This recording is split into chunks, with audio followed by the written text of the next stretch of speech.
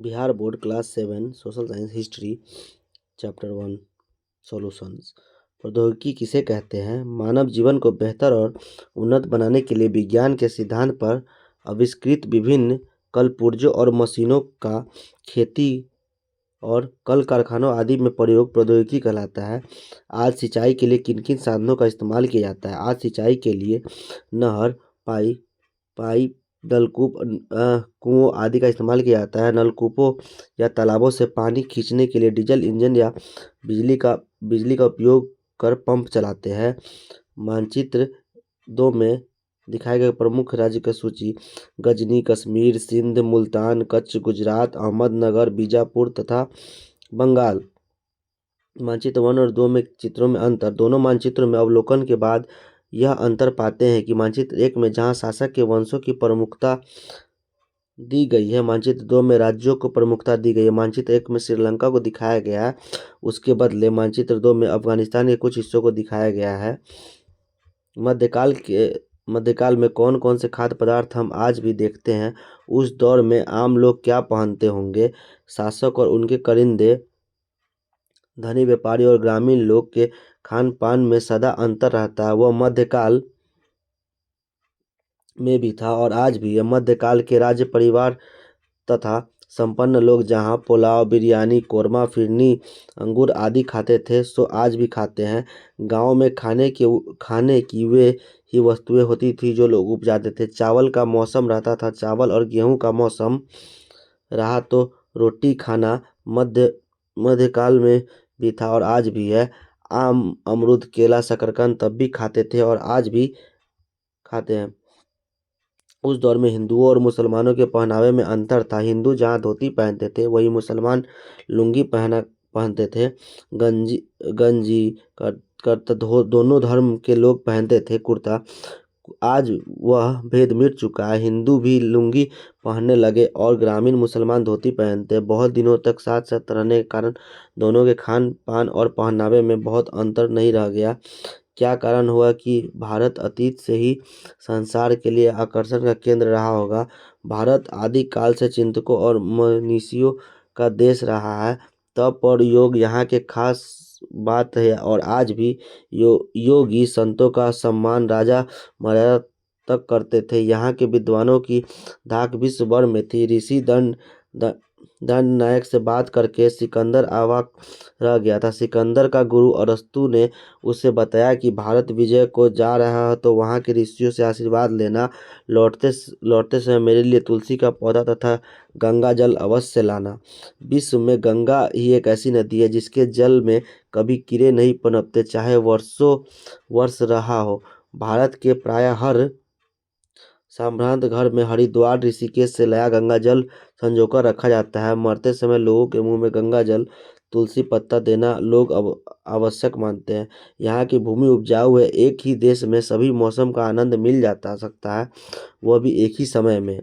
खाने की कोई भी वस्तु नहीं है जो भारत में नहीं उपजती। कुछ फल और अन्य पशु ऐसे हैं जो केवल भारत में ही मिलते हैं। वैसी वस्तुओं की सूची बनाए जिसे हवन में डाला जाता है। मुख्य रूप से हवन में धूप, जौ, तिल, घी मिलाया जाता है, लेकिन यह आम है। खास तौर पर हवन में अनेक अन्य वनस्पतियां भी डाली जाती है। हिंदू धर्म में देवी देवताओं के प्रति आस्था करने वाले लगभग अलग अलग तरीके की पद्धति संप्रदाय कहलाती है। व्याख्या करें। हिंदू धर्म में कालांतर में 3 संप्रदायों में बट गया था। तीनों आराध्य देवी देवताओं में भिन्नता आ गई थी। इनके तीन संप्रदाय थे: वैष्णव, शैव तथा शाक्त। वैष्णव विष्णु और लक्ष्मी को अपना आराध्य मानते थे।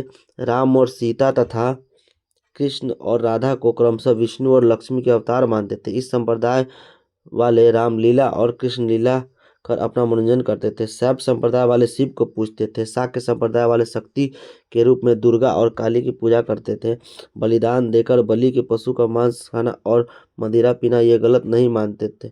ये मछली भी खाते थे, जबकि वैष्णव और शैव मांस, मछली और मदिरा से दूर रहते थे। भक्त संत के वैसे दोहों पर चर्चा करें जिससे आपने हिंदी की पुस्तकों में पढ़ा है। जाति न पूछो साधु की, पूछ लीजिए ज्ञान। मोल करो तलवार की, पड़ा रहें दो म्यान। माला तो कर मैं फिरे जीभी फिरे मुख माही, मनुआ तो चंदू दिही फिरे, यह तो सुमरन नाही। अभिलेखागार क्या है? अभिलेखों को जहाँ सुरक्षित रखा जाता है उसे अभिलेखागार कहते हैं। खास तौर पर अभिलेखागारों से तात्पर्य यह लगाया जाता है कि जहाँ सरकारी अभिलेख रखे जाते हैं, लेकिन कभी कभी महत्वपूर्ण पांडुलिपियाँ भी यहाँ रखी जाती है। सरकारी न होकर शैक्षणिक और सामाजिक होती है। अभिलेखागार राष्ट्रीय भी होते हैं और राज्यों का भी अकबर प्रथम के बाद अभिलेख रखने की परंपरा चली। अकबर के बाद न्यूमेस्मेटिक्स किसे कहते हैं? सिक्कों के अध्ययन को न्यूमेस्मेटिक्स कहते हैं। रिक्त स्थानों की पूर्ति करना है। बाबर वस्तुतः संपूर्ण उपमहाद्वीप के लिए 16वीं सदी के आरंभ में बाबर ने हिंदुस्तान शब्द का प्रयोग संपूर्ण उपमहाद्वीप के लिए किया था। तारीख उल हिंद एक विशेष प्रकार का फारसी इतिहास है और है इन्हीं अरबों के साथ लोगों द्वारा भारत में एक नए धर्म का आगमन हुआ। अरबों के साथ भारत में कागज का प्रयोग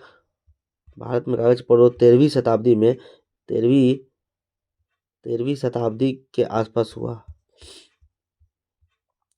इसका देख लेते हैं। राजतरंगिणी कश्मीर का इतिहास है। इसमें भक्ति संत दरिया साहब ने लिखा है।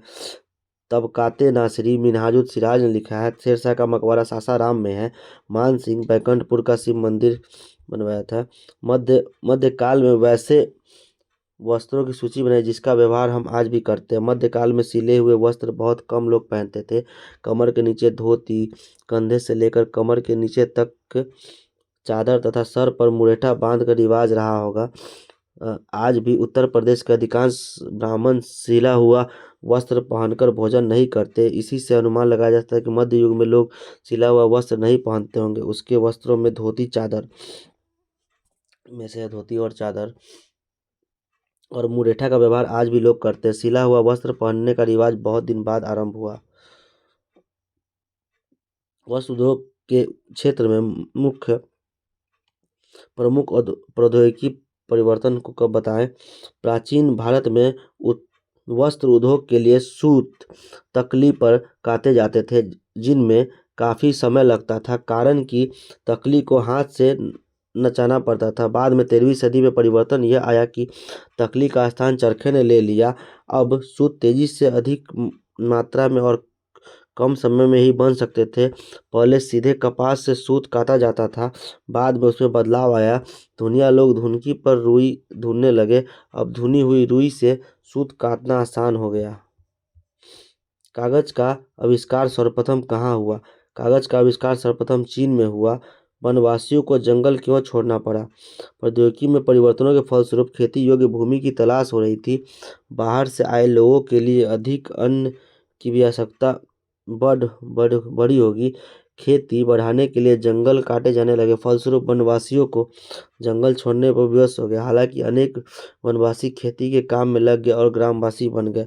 गंगा यमुना संस्कृति से आप क्या समझते हैं? दो संस्कृतियों के मेल से संस्कृति विकसित हुई। उस संस्कृति को गंगा यमुना संस्कृति कहते हैं। 8वीं शताब्दी के आसपास हुए परिवर्तन को लिखिए। 8वीं शताब्दी के आसपास पहला परिवर्तन तो देश के नाम बदलने के रूप में हुआ, जब भारत को हिंदुस्तान भी कहा जाने लगा। यह बदलाव 13वीं शताब्दी के तुर्क सत्ता की स्थापना के बाद प्रचलित हुआ। उस समय हिंदुस्तान की भौगोलिक सीमा उतनी नहीं थी जितनी पर तुर्कों का अधिकार था। मुगल काल में अकबर से लेकर 17वीं शताब्दी औरंगजेब ने हिंदुस्तान की सीमा में काफ़ी विस्तार किया। कृषि के साथ साथ उद्योग धंधे में भी बदलाव आए। क्या प्राचीन काल में की तुलना में मध्यकाल के अध्ययन के लिए ज़्यादा स्रोत उपलब्ध है? हाँ, प्राचीन काल की तुलना में मध्यकाल के अध्ययन के लिए ज़्यादा स्रोत उपलब्ध है, क्योंकि ये स्रोत अनेक लेखकों और इतिहासकारों द्वारा लिखे गए हैं। सर्वप्रथम इतिहासकार मिनहाज सिराज ने 13वीं शताब्दी में इतिहास लिखा, जिसमें उसने बिहार के विषय में लिखा कि इसका नाम बिहार क्यों पड़ा। प्रसिद्ध विद्वान सैयद सुलेमान नदवी एक अरबी गीत का उदाहरण दिया है जो भारत के लिए प्रमुख है। भक्त कवि और सूफी संतों ने भारत के संबंध में बहुत कुछ लिखा है।